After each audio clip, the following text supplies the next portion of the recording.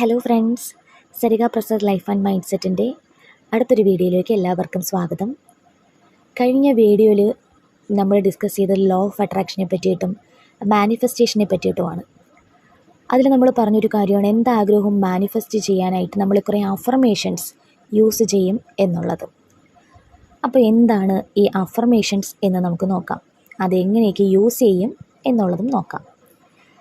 Law of അട്രാക്ഷനിൽ പറഞ്ഞതുപോലെ നമുക്ക് ആഗ്രഹങ്ങൾ നേടിയെടുക്കാൻ നമ്മൾ ഉപയോഗിക്കുന്ന ദൃഢപ്രതിജ്ഞാ വാചകങ്ങളെയാണ് നമ്മൾ അഫർമേഷൻസ് എന്ന് പറയുന്നത്.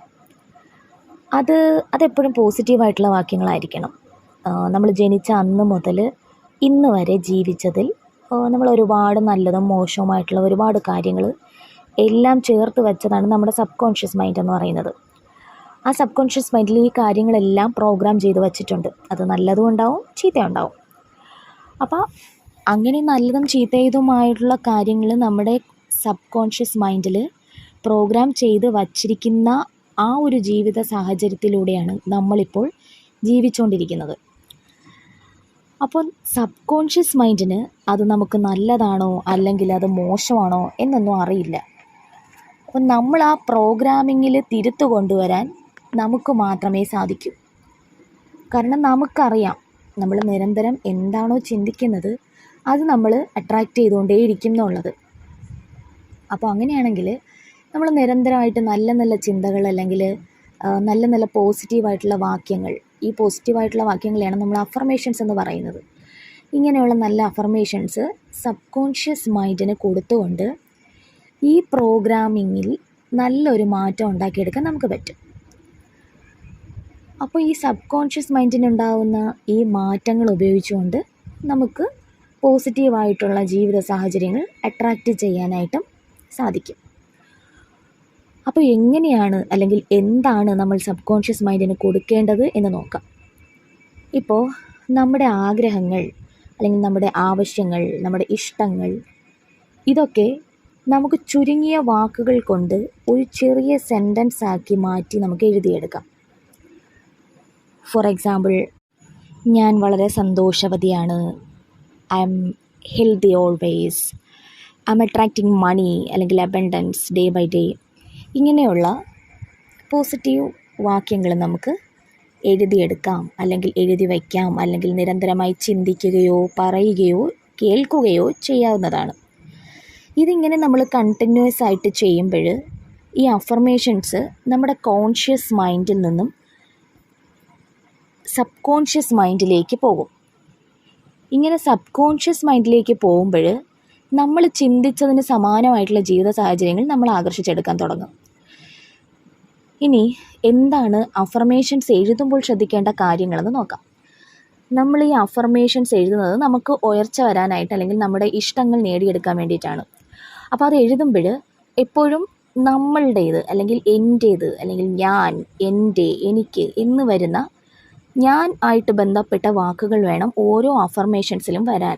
അത് നിർബന്ധമായിട്ടുള്ള കാര്യമാണ്. ഫോർ എക്സാമ്പിൾ, ഞാൻ വളരെ ഹാപ്പിയാണ്, ഞാൻ പരിപൂർണ ആരോഗ്യവാനാണ്, പണം എന്നിലേക്ക് നിരന്തരമായി വന്നുകൊണ്ടേയിരിക്കുന്നു. ഇങ്ങനെ ഞാൻ, എൻ്റെ എന്ന് തുടങ്ങുന്ന വാക്കുകൾ ഉൾപ്പെടുത്തി വേണം അഫർമേഷൻസ് എഴുതാനായിട്ട്. ഇനി രണ്ടാമത്തെ കാര്യം എന്ന് പറയുന്നത്, നമ്മൾ അഫർമേഷൻസ് എഴുതുമ്പോൾ എപ്പോഴും പ്രസൻറ്റ് ടെൻസ് അല്ലെങ്കിൽ പ്രസൻറ്റ് കണ്ടിന്യൂസ് ടെൻസിൽ എഴുതാനായിട്ട് ശ്രദ്ധിക്കുക. ഒന്നുകിൽ നമുക്കിപ്പോൾ നടന്നുകൊണ്ടിരിക്കുന്നതായിട്ട് അല്ലെങ്കിൽ നമ്മളുടെ കയ്യിൽ ഇപ്പോൾ ഉള്ളതായിട്ട്, അങ്ങനെ വേണം നമ്മൾ അഫർമേഷൻസ് എപ്പോഴും എഴുതാനായിട്ട്. ഒരിക്കലും പാസ്റ്റ് ടെൻസിലോട്ടോ അല്ലെങ്കിൽ ഫ്യൂച്ചർ എനിക്കിത് വേണം എന്നോ നമ്മൾ എഴുതാൻ പാടില്ല. ഇപ്പോൾ എഴുതുമ്പോഴും ഞാൻ ഹാപ്പിയാണ്, ഞാൻ വളരെ സന്തോഷവതിയാണ്, അല്ലെങ്കിൽ ഞാൻ വളരെ സന്തോഷവതിയായി ജീവിച്ചു കൊണ്ടിരിക്കുകയാണ്. That is present continuous tense. ഒന്നുകിൽ I'm happy, I'm attracting money or abundance. അങ്ങനെ പ്രസൻറ്റ് ടെൻസിൽ അല്ലെങ്കിൽ പ്രസൻറ്റ് കണ്ടിന്യൂസ് ടെൻസിൽ ഞാൻ പറഞ്ഞതുപോലെ വേണം അഫർമേഷൻസ് എപ്പോഴും എഴുതാനായിട്ട്. നമ്മൾ അഫർമേഷൻസ് എപ്പോഴും എഴുതുമ്പോൾ നമ്മുടെ കോൺഷ്യസ് മൈൻഡിൽ കൂടി വിശ്വസിക്കുന്ന അഫർമേഷൻസ് വേണം എഴുതി തയ്യാറാക്കാനായിട്ട്. ഇപ്പോൾ ഉദാഹരണം പറയുകയാണെങ്കിൽ, നമ്മളിപ്പം ഭയങ്കര ഒരു കടബാധ്യതയിൽ നിൽക്കുന്ന ഒരാളാണ്. ആ ആൾ വന്നിട്ട് ഞാൻ കോടീശ്വരനാണ് എന്ന് പറയുമ്പോൾ അല്ലെങ്കിൽ കോടീശ്വരനാണെന്ന് അഫർമേഷൻസ് എഴുതുമ്പോൾ നമ്മുടെ കോൺഷ്യസ് മൈൻഡ് ഒരിക്കലും അത് അക്സെപ്റ്റ് ചെയ്യില്ല അല്ലെങ്കിൽ വിശ്വസിക്കില്ല. അപ്പോൾ നമ്മൾ ചെയ്യാനുള്ള കാര്യം ചെറിയ ചെറിയ കാര്യങ്ങൾക്ക് വേണ്ടി ആദ്യം അഫർമേഷൻസ് എഴുതി നമ്മൾ ശീലിക്കുക.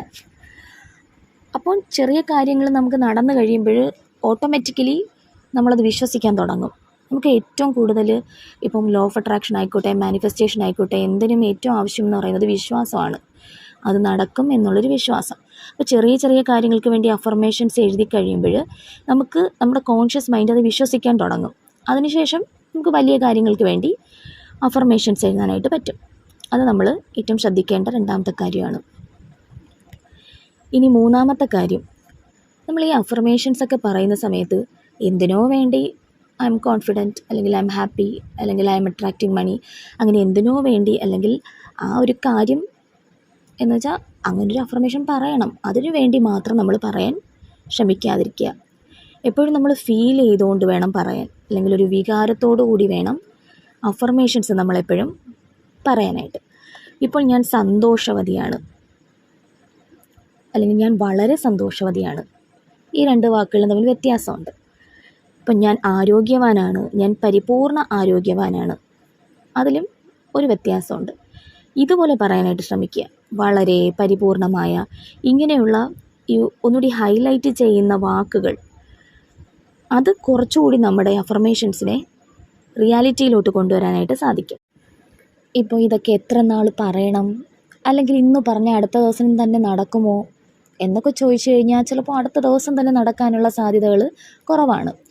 പക്ഷേ അത് നടക്കുമോ എന്നതിലല്ല, പൂർണ്ണമായ വിശ്വാസത്തോടെ നമ്മൾ ചെയ്യുകയാണെങ്കിൽ, അല്ലെങ്കിൽ ഈശ്വരനിൽ, അല്ലെങ്കിൽ ഒരു പവറിൽ ഡിപ്പെൻഡ് ചെയ്തായിരിക്കും ഈ കാര്യങ്ങൾ ഇരിക്കുന്നത്. നമ്മളത് പൂർണ്ണമായ വിശ്വാസത്തോടു കൂടി ചെയ്യുകയാണെങ്കിൽ തീർച്ചയായിട്ടും നമ്മുടെ ജീവിതത്തിൽ നല്ല മാറ്റങ്ങൾ തന്നെ ഉണ്ടാവും.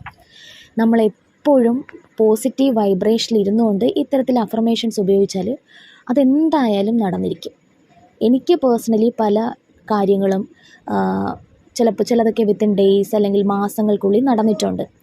ചില കാര്യങ്ങൾ വർഷങ്ങളെടുത്തും നടന്നിട്ടുണ്ട്. സോ എന്താണ് ഇതിൻ്റെ കാലയളവെന്ന് നമുക്ക് പറയാനായിട്ട് പറ്റില്ല.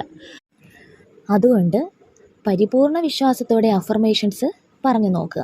100% റിസൾട്ട് കിട്ടും എന്നത് ഉറപ്പാണ്. അതിൻ്റെ കൂടെ ഈ ഗ്രാറ്റിറ്റ്യൂഡും കൂടെ ചേർത്ത് അഫർമേഷൻസ് പറയുന്നത് കുറച്ചുകൂടി നല്ലതാണ്.